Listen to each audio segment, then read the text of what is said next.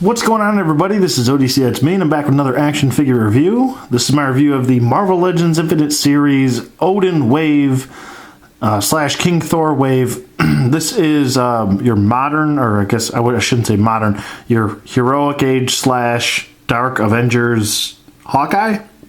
But for now, I'll just say Hawkeye. I guess you could use him for either or. He's a fairly easy figure to pick up. I believe he comes 2 per case. So, and he also includes the upper torso or the torso of Odin or King Thor, whichever one you want to call it. Like I said, he's fairly easy to pick up. He's 2 per case, so it's actually nice that Hasbro decided to go that route and give us 2 of these guys per case, because I guess a lot of people, are having or had a hard time.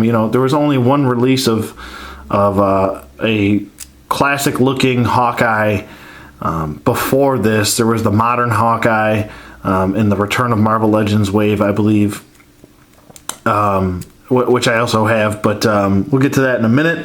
As far as this figure, I actually really like this figure. He's very well done. He's got a big add-on right here. It's not sculpted on or glued on, unfortunately. His bow, I pretty much think, is just a reuse from the movie Hawkeye bow. Pretty sure it's the exact same. It's just a purple color. So there's that, and also his quiver is removable on his back. I believe this might be another reuse. I believe that maybe the modern Hawkeye used it, but we'll do that comparison in a second. So you can take off his vest right here. There's a peg right here if you want to take it off. I'm not going to take this off because I just don't feel like dealing with the hassle of trying to put it back together.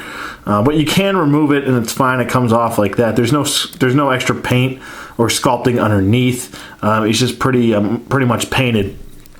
He does unfortunately reuse the arm with the Winter Soldier and the hand as well, which is kind of a bummer.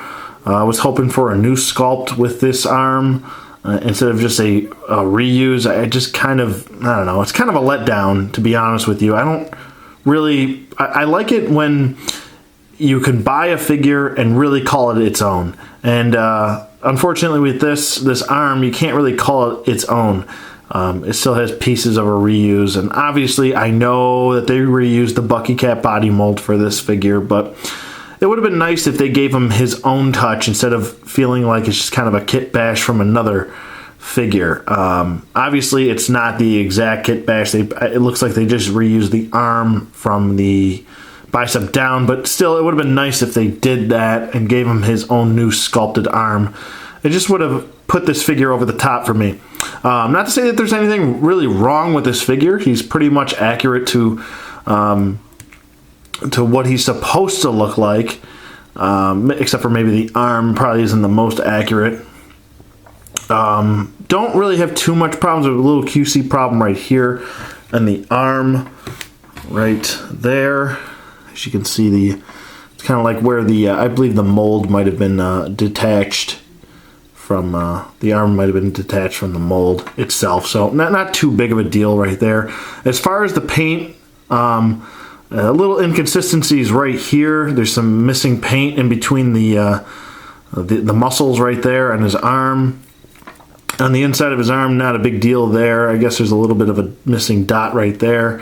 The lines don't line up too well on the arm right there, as you can see, but these are just nitpicks, so if it doesn't really bother you too much, as long as I don't have to mod a figure, as soon as I have to do modifications to a figure to reach its full potential of what it's supposed to be, as soon as you have to do that, it's kind of a failure of a figure in my book. But this guy comes pretty much right out of the box with what you need.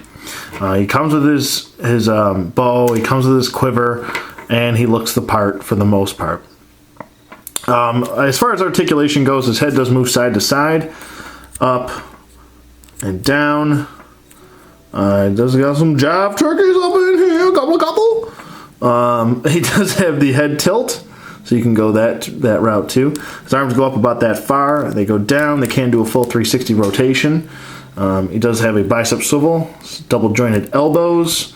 He does have a wrist swivel and a hinge right there. A little tight, but it is there.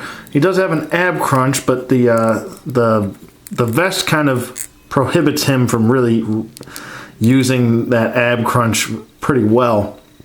Going forward, not so bad, but going back is the problem. You can't really get him to go back too much.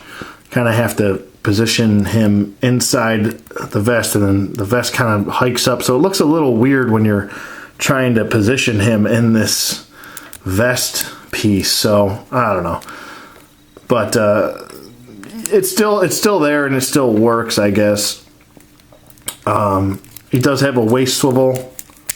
It is there. You kind of have to detach this because it hits off the leg, so the peg pops off, but I can just peg it right back in. The legs go forward and they go back nicely. Good range of motion there. He does the splits okay. He does have an upper thigh swivel, double jointed knees. Come on. Boot swivel, ankle hinge, forward and back, and the ankle pivot. Nicely done. So I guess moving this guy around, you can detach his vest, I guess, if you want to call that, or add it on piece. But it's not too bad because you can just peg it right back in. So, and he does hold his bow pretty well.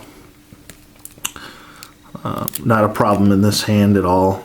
Well, that's probably not how you would hold it. There we go. So there you go, you can hold it, and this just pegs right into the back, like so. So pretty self-explanatory. He's pretty straightforward, and he comes with the much-needed upper torso, and it's nice because, you know, getting 2 per case, especially with a torso piece, a pivotal piece for this figure, and the Build-A-Figure. I actually have 3 of them. I have one King Thor, I have an Odin, and I have a custom Ares that I'm working on. So. But yeah, this overall, I would say, at the end of the day, he's a pretty well done figure. I think he's probably one of the best in the wave, to be honest with you. And yeah, if you guys want to hold on, I'll be right back with a size comparison. Okay, and we're back, and I decided to grab Mark 42 Iron Man, which he's on the taller side. So our Mark 42 is a little shorter than Mark 42. He's on your Bucky Cat body mold, so I mean, you guys pretty much know what to expect with this. But I figured to do a size comparison anyway. And then the other size comparison I'll do is, you know, here's Luke Cage from the Thunderbolts SDCC box set. So he's much shorter, which he's supposed to be. I believe Clint is supposed to be around 5'10", 5'11", if that's correct. I believe so. Maybe 6 feet. Maybe I'm off by an inch, but he's pretty much the same. Pretty much the same here. The bow and the quiver are the exact same from the modern Hawkeye, so it does work out nice. The size as well. So